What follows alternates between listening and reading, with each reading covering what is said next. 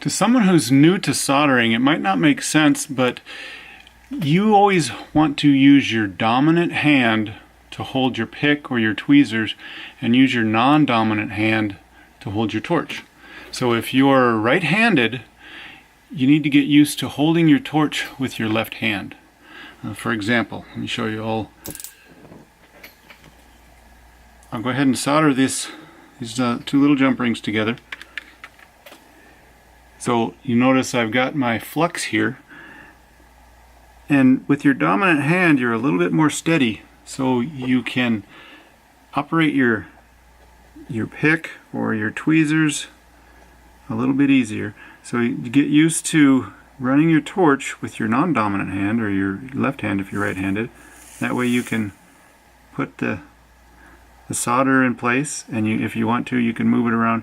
You're a lot more steady with the hand that you're used to. So if you're new to soldering and this is a novel idea, give it a try. Because again, say we got a piece here on a third hand, give it a little bit of flux. We can take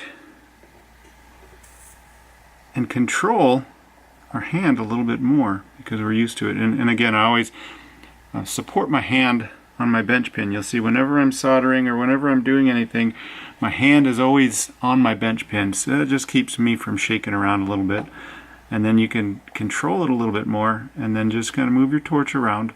It's not as important where the heat is, but it's a lot more important how you hold the piece. And you want it to be steady and you want it to be right. So get used to using your dominant hand to hold your pick or your tweezers, and your non-dominant hand